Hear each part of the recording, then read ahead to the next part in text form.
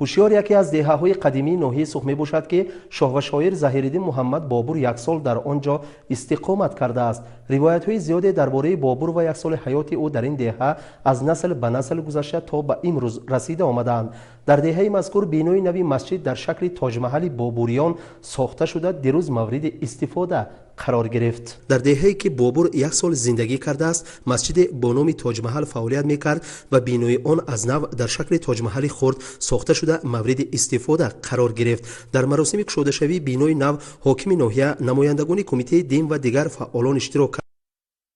Сух Саид Баҳром Саид Мусеев ба сухан баромада бинои нави масҷидро ба аҳли деҳа шодбошӣ намуда изҳор дошт ки туфайли сиёсати хирадмандонаи роҳбари Ӯзбекистон дар кишвар озодии виҷдон таъмин гардида ба масъалаҳои динӣ ва маърифатӣ таваҷҷӯҳи алоҳида дода мешавад. Mana Farg'ona viloyati So'x tumani Hushyor qishlog'ida ham juda ham bir katta bir xursandchilik. Bu yerda mana masjid yangitdan bino qilindi.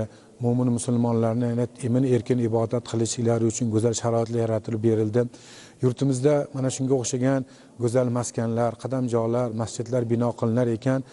Bularning barchasi muhtaram prezidentimizning yurtimizdagi diniy ma'rifiy sohadagi olib borayotgan islohotlari, o'zlarini doimiy tashabbuslari, xalqimizni ma'naviyatini ham bir go'zal bir holatga yetkazishlik uchun qilinayotgan sa'y harakatlar.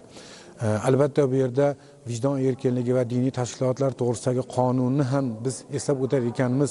Bu qonunda e'tiqod erkinligi kafolatlanganligini biz mana bugun guvohi bo'lib turibmiz.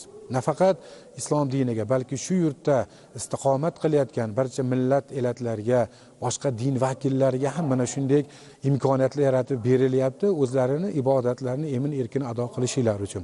Buning uchun albatta biz birinchi o'rinda e'tibor beradigan jihat shundan iboratki, yoshlarimiz, farzandlarimizni ta'limiga, ularning odob axloqiga e'tibor berishimiz lozim bo'ladi. Har bir kishi, shu yurtda yashayotgan har bir fuqaro, ota-onalardan tortib, o'sha ta'lim beruvchi muallimlar bo'ladimi, masjid imomlari, mahalladagilar hammani zimmasida o'ziga yarasha bir mas'uliyati bor. Bu mas'uliyat vatan oldidagi o'zini zimmasiga olgan xizmatini sidqi dildan fidokorona bajo keltirishligi bo'lgan mas'uliyati. Bunga hammamiz albatta sidqi dildan yondashishimiz lozim. Muhtaram yurtboshimiz aytganlaridek jaholatga qarshi ma'rifat bilan kurashishlik. Shu yurtimizdagi bu tinchlik, omonlikning eng asosiy bir negizlaridan bo'lib hisoblanadi. Tinchlik bu yurtni albatta ravnaqi uchun xizmat qiladigan eng asosiy sabablardan biri. Buni shukronasini doimo ado qilib borishimiz lozim. Masjid ба таври замонавӣ ва бо шакли тоҷмаҳали хурд бо кӯмак ва ёрии аҳли ҷомеа бунёд карда шудааст ки ин боиси ифтихори аҳолии деҳа ва тамоми минтақа мебошад. Масҷид барои зиёда аз 2000 намозгузор пешбинӣ шудааст ва он як рамзи рушд ва замони муосир дар соҳаи диниву маърифатӣ мебошад. Шакли масҷид ки ба тоҷмаҳали машҳури Бобур монанд аст, гувоҳи эҳтиром ва дӯстии халқ ба таърихи фарҳангии худ аст. масъалаи бунёди чунин масҷидҳои замонавӣ ва ҳамзамон кушодашавии роҳ барои зиёрати ҳаҷҷу умра дар Ӯзбекистон нишон медиҳад ки чӣ гуна сиёсати хирадмандона ва ислоҳоти роҳбари кишвар дар самти дин ва маърифат метавонад ба рушди фарҳанги маърифатӣ ва озодии виҷдон мусоидат намояд.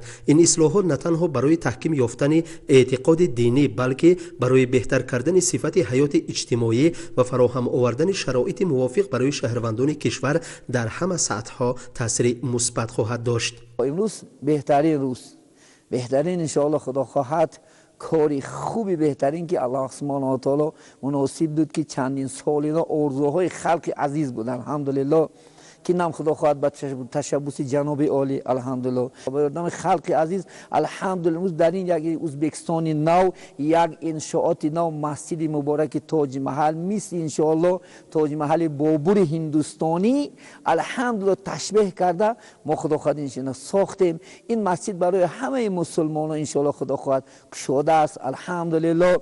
با دعای خلق عزیز با خدمت عزیز انشاءالله خدا خواهد این مسجد برپا شد. امروز در خلق همه هوشیار زمین تبسم، خرسندی، شادی خدا خواهد انشاءالله و این در خانه الله سبحانه و تعالی عصرها مردم مسلمان زمین انشاءالله خدا خواهد عبادت کردنش نه الله مناسب بدارد. در مراسم کشودشوی بینای نوی مسجد جامع تاج محل با آنهایی که در کارهای ساختمانی و بنیاد انشاء سهم ارزنده گذاشتند تحفه‌های گرانبها از جانب حاکمیت ناحیه سوخ تقدیم کرده شدند. اشتراکداران چهاربینی نماز پیشین را در بینای نوی مسجد جامع تاج محل ادا نمودند.